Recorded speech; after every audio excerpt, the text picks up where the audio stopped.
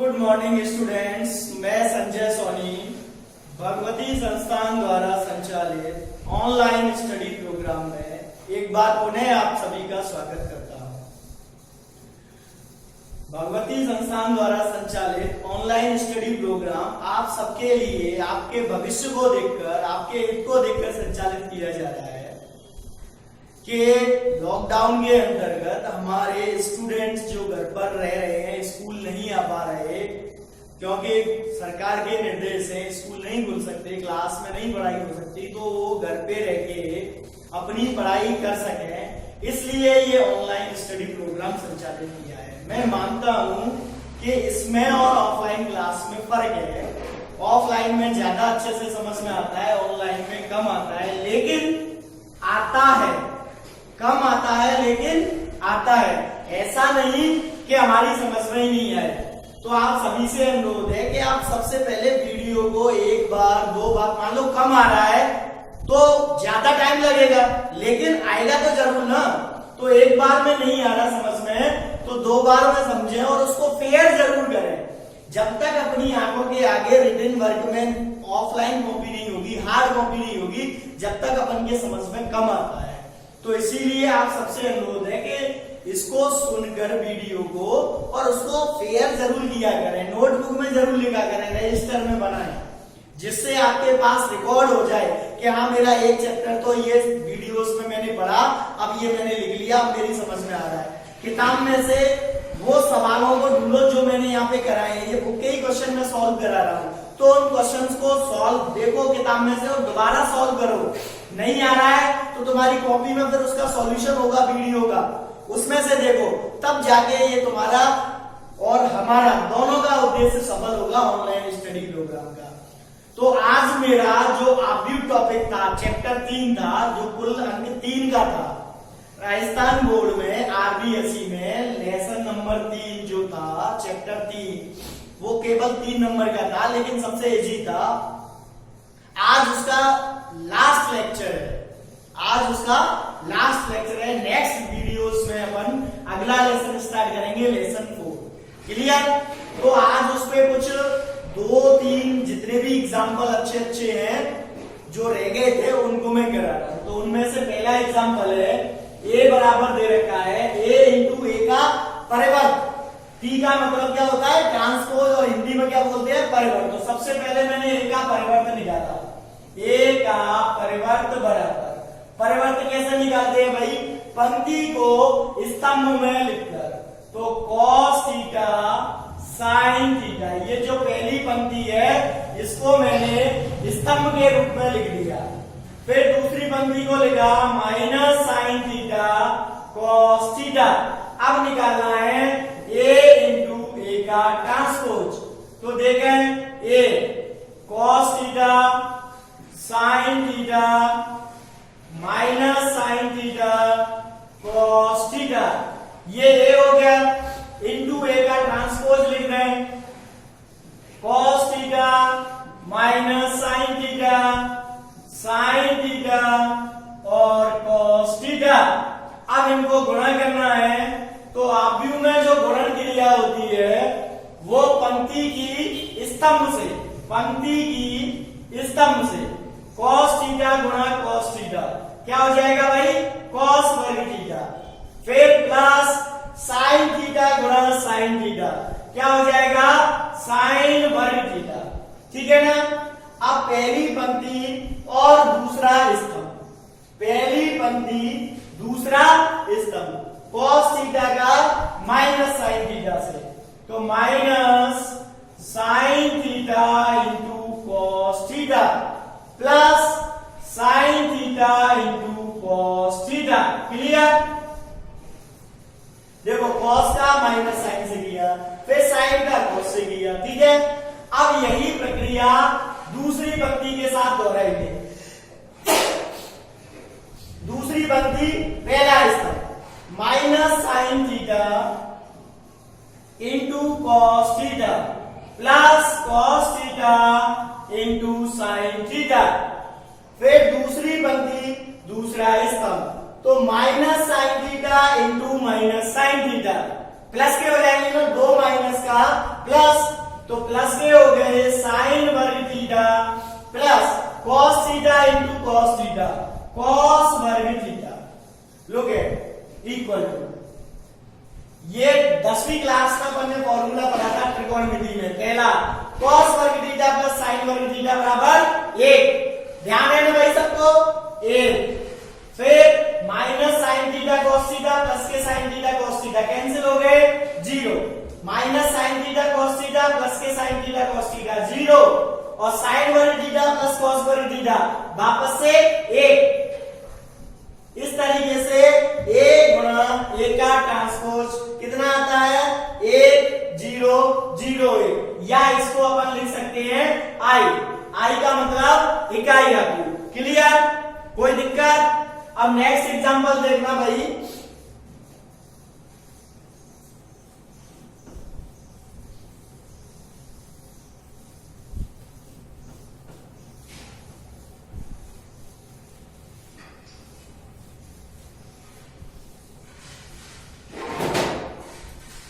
b बराबर, यदि b बराबर ए बी सी डी है तो सिद्ध करो,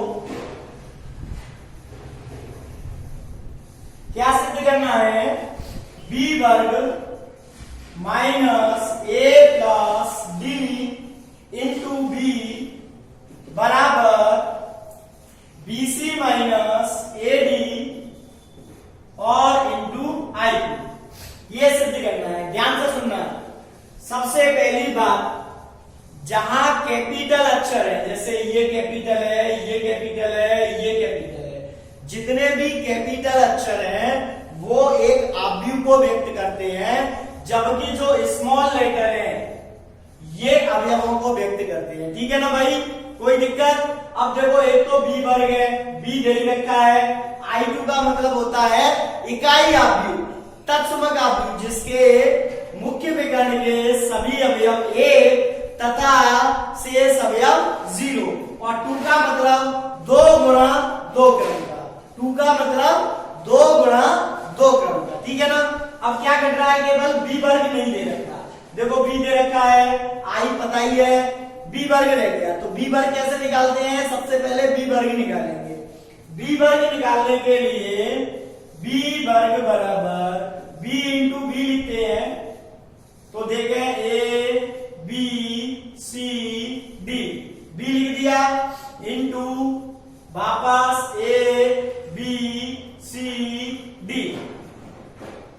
अब गुणा करेंगे पंक्ति का स्तंभ से, पहला अवयव पहले से, दूसरा दूसरे से, तो ए गुणा ए वर्ग प्लस बी गुणा सी बी सी। कोई दिक्कत? अब पहली पंक्ति दूसरा स्तंभ, तो क्या आएगा, A B plus B D,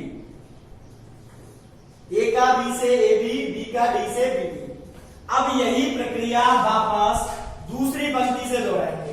पहली पंक्ति का जब दोनों स्तंभों से हो गया तो पहली पंक्ति के दोनों अक्षर आ गए, अब दूसरी पंक्ति से दोहराएंगे, सी का ए से ए सी प्लस डी का सी से सी डी। क्लियर? सी का फिर दूसरे स्तंभ से करेंगे तो B C plus D square, ये आ गया अपना बी स्क्वायर। अब दिए गए व्यंजक में अपन मान लिखें, तो LHS सिद्ध करना है, तो LHS लेके चले अपन, क्या है, बी वर्ग minus A plus D into B, यही है ना भाई। लुक है, बी वर्ग लेगा ए वर्ग प्लस बी सी, फिर A B plus B D, A C plus C D और B C plus D square, ये बी स्क्वायर में निकाल चुका हूं, लिख दिया, फिर माइनस लगा दिया, ए प्लस डी लिख दिया और बी लिख दिया ए बी सी डी। कोई दिक्कत? लुक एट, ए वर्ग plus B C, A B plus B D, A C plus C D, B C plus D square minus plus D का इधर गुणा करेंगे तो देखो a प्लस डी का a से गुणा करेंगे, a वर्ग प्लस ए डी, ठीक है। फिर a प्लस डी का b से करेंगे तो A B plus B D, a plus D का a से किया तो a का a से a वर्ग, a का d से a डी। फिर a प्लस डी का b से किया तो b का a से a b और b का d से b डी।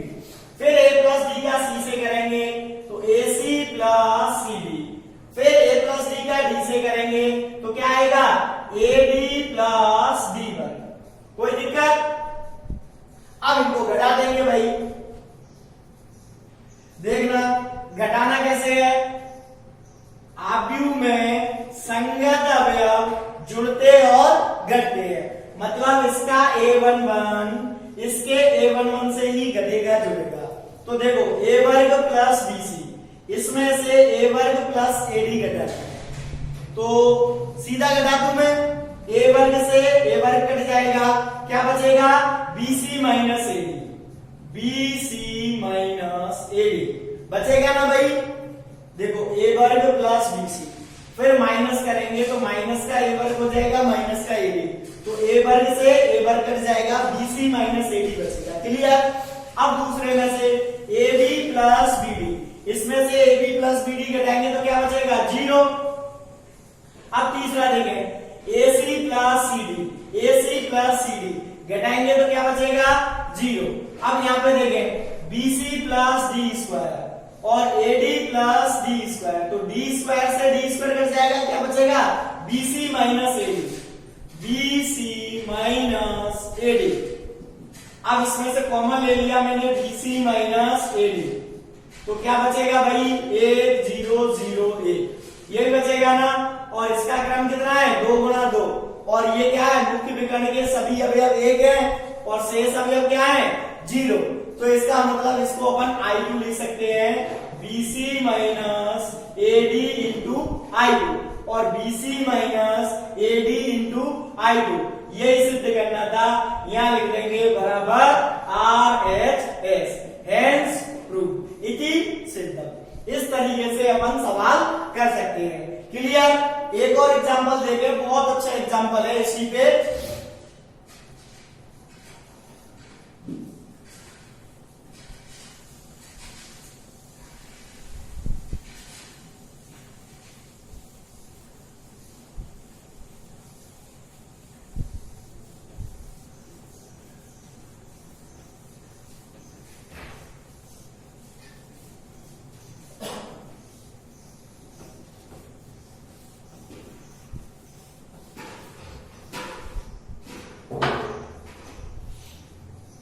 एग्जाम्पल है, यदि कॉस वर्ग alpha sign alpha cos alpha sign alpha sign वर्ग अल्फा और गुणा में है कॉस वर्ग beta sine beta cos beta sine beta और साइन वर्ग बीटा बराबर दे रखा है 0, तो सिद्ध करना है, सिद्ध कीजिए अल्फा माइनस बीटा बराबर 2m माइनस 1 पाई बाई 2, जहां m एलिमेंट है n का। क्लियर? ध्यान से देखें भाई, 2m माइनस 1 पाई बाई 2 ये सिद्ध करना है, ठीक है, ये दे रखा है। तो सबसे पहले अपन इनका गुणा करेंगे। ध्यान से देखना, केवल इसमें क्या है गुणा थोड़ा सा बड़ा आता है, इसको पंक्ति को स्तंभ से, आव्यूह गुणन का नियम क्या है कि आव्यूह में जो गुणा क्रिया होती है वो पंक्ति का स्तंभ से होती है, संगत अवयव नहीं होती। ऐसा नहीं कि पहला पहले से गुणा कर दिया, पंक्ति का स्तंभ से तब जाके एक अवयव आता है। तो देखें भाई, कॉस वर्ग अल्फा कॉस वर्ग बीटा से गुणा होगा तो कॉस वर्ग अल्फा कॉस वर्ग बीटा, ठीक है ना। फिर साइन अल्फा कॉस अल्फा इससे होगा, तो ये आ जाएगा plus sine alpha cos alpha और into sine beta cos beta. ठीक है ना भाई, पहली पंक्ति पहला स्तंभ, अभी एक ही गुणा हुआ है। अब यही प्रक्रिया दूसरे स्तंभ से दोहराएंगे अपन, पहली पंक्ति दूसरा स्तंभ, तो कॉस वर्ग अल्फा इससे गुणा होगा, तो क्या आ जाएगा कॉस वर्ग अल्फा और sign beta cos beta plus sine alpha cos alpha इससे होगा, तो क्या आ जाएगा साइन वर्ग बीटा और साइन अल्फा कॉस अल्फा। पहली पंक्ति का दोनों स्तंभों से हो गया, तो पहली पंक्ति मेरी क्लियर आ गई। और बराबर में मुझे क्या दे रखा है भाई, 0 दे रखा है, शून्य आदि दे रखा है। अब यही प्रक्रिया वापस से अपन दूसरी पंक्ति से दोहराएंगे, तो देखो क्या आएगा दूसरी पंक्ति से दोहराने पर, कॉस अल्फा साइन अल्फा पहला अवयव इससे इंटू कॉस वर्ग बीटा प्लस साइन वर्ग अल्फा का इससे करेंगे, तो cos beta sine beta into sine वर्ग अल्फा। पहली पंक्ति पहला स्तंभ, कॉस अल्फा साइन अल्फा का कॉस वर्ग बीटा से, तो cos alpha sign alpha cos वर्ग बीटा, फिर साइन वर्ग अल्फा का कॉस बीटा साइन बीटा से, तो cos beta sine beta into sine वर्ग अल्फा। क्लियर। अब यही प्रक्रिया दूसरे स्तंभ से दोहराएंगे, तो cos alpha sine alpha into sine beta cos beta, तो ये हो जाएगा cos alpha sine alpha into sine beta cos beta plus sine वर्ग अल्फा साइन वर्ग बीटा से, तो साइन वर्ग अल्फा साइन वर्ग बीटा। क्लियर। कोई दिक्कत यहां तक तो नहीं आनी चाहिए, केवल गुणा किया है पंक्ति का स्तंभ से। दिखने में बड़ा जरूर लग रहा है लेकिन टिपिकल नहीं है, सीधा सीधा गुणा का कंसेप्ट लग रहा है, और गुणा पंक्ति का स्तंभ से होता है। गुणा करके लिख दीजिए, जो आएगा वो आ जाएगा, आपको टेंशन लेने की जरूरत नहीं है। ठीक है ना, बस आप गलत नहीं करना है। फिर देखें अपन, इसमें से आपको कुछ कॉमन दिख रहा है कि भाई देखो कॉस अल्फा ना पे भी है और ना पे भी है, कॉस बीटा ना पे भी है ना पे भी है कि नहीं, तो मैंने इसको कॉमन ले लिया, कॉस अल्फा कॉस बीटा। क्या बचेगा बोलो, कॉस वर्ग वर्ग लग रहे हैं, एक एक बार ले लिया तो एक एक बचेगा, cos alpha cos beta plus sine alpha sine beta.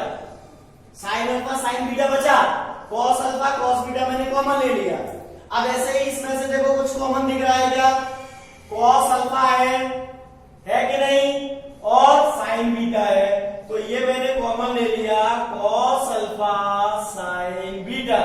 तो एक तो कॉस अल्फा बचा और एक कॉस बीटा बचा प्लस साइन अल्फा बचा और साइन बीटा बचा, बराबर में 0 है, शून्य आप, 0 का मतलब शून्य आप है। ठीक है ना भाई। अब दूसरे इससे आ जाइए पंक्ति पे, इसमें से भी कुछ कॉमन आ रहा होगा। क्या कॉमन आ रहा है, देखो कॉस बीटा है, साइन अल्फा है, तो साइन अल्फा कॉस बीटा, तो एक तो यहां cos alpha cos beta plus sine alpha sine beta, ये बचेगा ना। देखो कॉस बीटा ले लिया, एक साइन अल्फा ले लिया, तो एक साइन अल्फा बचा एक साइन बीटा बचा। अब इसमें से भी कॉमन आ रहा होगा, sign alpha sine beta, sorry sine alpha sine beta, ये कॉमन आ रहा है, साइन अल्फा साइन बीटा। क्या बचेगा, cos alpha cos beta plus sine alpha sine beta. Clear. अब अपन यदि गौर करें, और मैंने बताया भी था त्रिकोणमिति के फॉर्मूले, cos A cos B plus sine A sine B, क्या होता है, cos A cos B plus sine A sine B, cos A minus B, cos A minus B. अब सम में cos alpha cos beta plus sine alpha sine beta, सम में है कि इसको अपन क्या लिख सकते हैं बेटा, cos अल्फा माइनस बीटा लिख दूं। Look at cos alpha cos beta और लिख दिया cos अल्फा माइनस बीटा। ऐसे ही cos अल्फा sin बीटा और लिख दिया cos अल्फा माइनस बीटा बराबर में 0 चलता है। cos alpha cos beta sorry sin alpha cos beta और cos अल्फा माइनस बीटा, ये हो गया sin अल्फा sin बीटा और cos अल्फा माइनस बीटा। ठीक है ना भाई, बराबर में 0 दे रखा है। क्या दे रखा है? 0। ध्यान से सुनना। अब ये सब में से कॉमन आ रहा है ना cos अल्फा माइनस बीटा, हाँ कि ना, इसको बाहर ले लें तो cos अल्फा माइनस बीटा मैंने बाहर ले लिया। cos alpha cos beta cos alpha sin beta sin alpha cos beta sin alpha sin beta और बराबर में 0 दे रखा है। अब ध्यान से सुनना, जब हम समीकरण हल करते हैं, सपोज करो मैंने ये समीकरण लिया x वर्ग माइनस 3x प्लस 2, तो गुणन करने करके x माइनस 2 x माइनस 1 बराबर 0 आता है ना भाई। तो अपन क्या करते हैं, एक बार इस कोष्टक को 0 के बराबर लिखते हैं, एक बार इस कोष्टक को 0 के बराबर लिखते हैं, हाँ के ना। तो x माइनस 2 बराबर 0 तो x बराबर 2, x माइनस 1 बराबर 0 तो x बराबर 1, ऐसे करते हैं ना भाई। अब यहाँ पे भी क्या हो रहा है देखें, cos अल्फा माइनस बीटा में एक कोष्टक मान लूं और दूसरा इसको मान लूं बराबर में 0 है, तो एक बार तो इसको 0 के बराबर लिखेंगे और एक बार इसको 0 के बराबर लिखेंगे। तो ध्यान से देखना, यदि cos अल्फा माइनस बीटा बराबर 0, दूसरा इसको 0 के बराबर लिखेंगे, लेकिन ये 0 के बराबर नहीं हो सकता, ये 0 के बराबर नहीं हो सकता क्योंकि ये एक आव्यूह है और इधर केवल 0 है। ऐसे शून्य आव्यूह नहीं है, शून्य आव्यूह होता तो cos अल्फा cos बीटा बराबर 0, sin अल्फा sin बीटा बराबर 0, ये पॉसिबल नहीं है। ये आव्यूह नहीं दे रखा है, ये क्या दे रखा है भाई, 0 ही दे रखा है। तो इसका मतलब ये 0 के बराबर नहीं है, केवल cos अल्फा माइनस बीटा बराबर 0 है। ठीक है ना भाई, हमको क्या सिद्ध करना है, अल्फा माइनस बीटा। तो देखें ध्यान से, 11th क्लास में, क्या 11th क्लास में व्यापक मान पढ़े थे अपन ने, क्या पढ़े थे, व्यापक मान। ध्यान है कि नहीं आपको, व्यापक मान जैसे sin अल्फा बराबर sin थीटा, तो अल्फा बराबर n पाई प्लस माइनस 1 की पावर n थीटा, ये व्यापक मान होता था कि नहीं होता था? यस हम लोग, हाँ कि ना। ऐसे ही cos अल्फा बराबर cos थीटा, तो अल्फा बराबर 2n pi plus minus theta. तो इसी तरीके से इसको क्या लिख सकते हैं अपन, cos अल्फा माइनस बीटा बराबर cos pi by 2। cos pi by 2 का मान 0 होता है ना, तो यहां से अल्फा माइनस बीटा बराबर 2n pi plus minus pi by 2।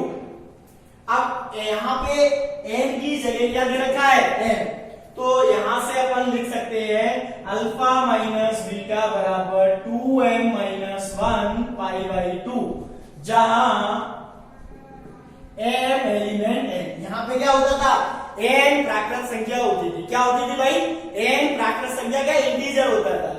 यहां पे केवल प्राकृत संख्या ले रखा है और n को m से रिप्रेजेंट कर रखा है। यहाँ प्लस माइनस दोनों आते हैं, यहाँ पे केवल एक ही है, यानी इसको अपन लिख सकते हैं 2m pi plus pi by 2, 2m pi minus pi by 2, 2m pi plus pi by 2, 2m pi minus pi by 2। इसमें से पाई बाई 2 कॉमन लेने पे 2m माइनस 1 पाई बाई 2 आ गया। क्लियर, कोई दिक्कत, हाँ के ना। ये जो व्यापक मान होते हैं ये कई आते हैं, निश्चित नहीं है, ये बहुत सारे हो सकते हैं, इनफाइनाइट। एक ही सवाल के कई व्यापक मान होते हैं, तो ये व्यापक मान ही दे रखा है कि अल्फा माइनस बीटा यानी पाई बाई 2 के प्रत्येक विषम गुणज पे cos का मान 0 होता है। देखो यहाँ पे 90 या सॉरी पाई बाई 2, यहाँ पे फिर आएगा 3 पाई बाई 2, फिर आएगा 5 पाई बाई 2। तो पाई बाई 2 के विषम गुणज पे क्या, पाई बाई 2 के विषम गुणज पे cos में मान क्या होगा 0। तो वही ये 2m-1 जो है वो एक विषम संख्या है, तो ये पाई बाई 2 का क्या बन गया, विषम गुणज। तो जब alpha minus beta pi by 2 का विषम गुणज होगा तो cos में उसका मान कितना आ जाएगा 0, और 0 से मल्टीप्लाई होके ये पूरा अवयु क्या आ जाएगा, शून्य अवयु के बराबर आ जाएगा, 0 के बराबर आ जाएगा, शून्य अवयु 0 के बराबर। ठीक है ना भाई, कोई दिक्कत, हाँ के ना। अब ये मेरी तरफ से चैप्टर नंबर 3 कंप्लीट हो गया। इसमें जितने भी संभव क्वेश्चन हो सकते थे मैं बोर्ड पे आपको वीडियो लेक्चर के द्वारा सॉल्व करा चुका हूं। इसके अलावा इनसे संबंधित जो भी प्रश्न आपकी एक्सरसाइज में एग्जाम्पल के रूप में किताब में दे रखे हैं विविध प्रश्नावली में, उनको आप सॉल्व करने की कोशिश करें। मान लो 2 या 3 या 4 क्वेश्चन जितने भी आपसे नहीं होते आप उनको टिक कर लें, और या तो व्हाट्सएप के द्वारा या आपका जो ऐप है, ऐप में आप जो डाउट सेशन है उसमें आप पूछ सकते हैं। यदि तब भी आप नहीं पूछ पा रहे हैं, डाउट सेशन में आपका डाउट क्लियर नहीं हो पा रहा है, तो उनको टिक बने रहने दें, और जब भी ऑफलाइन क्लास स्टार्ट होगी तो सबसे पहले हम आपके डाउटों को ही सॉल्व करेंगे। ठीक है ना भाई। अब नेक्स्ट वीडियोस में अपन नेक्स्ट लेसन स्टार्ट करेंगे, लेसन नंबर 4 डिटरमिनेंट। जब तक के लिए धन्यवाद। घर पे रहें, सुरक्षित रहें, लेकिन नियमित पढ़ते रहें। ध्यान रहे कि हमारे सम्माननीय अनुज जी सर ने छात्रों के हित को ध्यान में रखते हुए इस महामारी के दौर में भी आपको शिक्षा से जोड़े रखने के लिए ये ऑनलाइन क्लासेस प्रोवाइड कराई गई हैं। तो इसको बेकार नहीं जाने दें, उनकी मेहनत को और हमारी मेहनत को। आप वीडियो को ध्यान से सुना करें, एक बार 2 बार, और फिर उसको फेयर वर्क किया करें। आपके केवल 3 ही वीडियोस तो आते हैं, फिजिक्स, केमिस्ट्री और मैथ, और वो भी आधा घंटे के। तो 1.5 घंटे के वीडियो को आप मान लो 2 बार या 3 बार भी सुनते हो तो 3-4 घंटे ही व्यतीत होते हैं, जबकि आप तो पूरा दिन फ्री हैं। आपको काम क्या है, कोई बाहर आपकी कोई काम नहीं है ना, बाहर निकलना ही नहीं है आपको, तो घर में रहना है, सुरक्षित रहना है। तो आप घर पे वीडियोस को सुना करें और उसको फेयर में लिखने की कोशिश किया करें। फेयर कोशिश क्या, फेयर में ही लिखा करें। सुन के सुना, फिर रोका, फिर फेयर में लिखा। जितना समझ में आता है उसको अपनी भाषा में, जिससे आपको समझ में आ सके, उस तरीके से आपको फेयर में लिखना है। और आपकी जो बुक है, बुक स्टोर्स खुले हुए हैं, नहीं है तो परचेज कर लें। जो आरबीएससी का पिछला सिलेबस था वही है, बुक में कोई चेंज नहीं आया है सीनियर की में। आप उसको मार्केट से परचेज कर लें, पुरानी बुक ले लें और एक्सरसाइज को सॉल्व करें। मान लो अभी 30 जून तक के ऑर्डर आए हैं, 30 जून तक, जून के महीने में अपन 2 लेसन या 3 लेसन भी कर लेते हैं, तो आगे के लिए जो हमारे पास समय कम बचेगा हम उसमें अच्छे से तैयारी कर सकते हैं बाकी लेसन के लिए। धन्यवाद।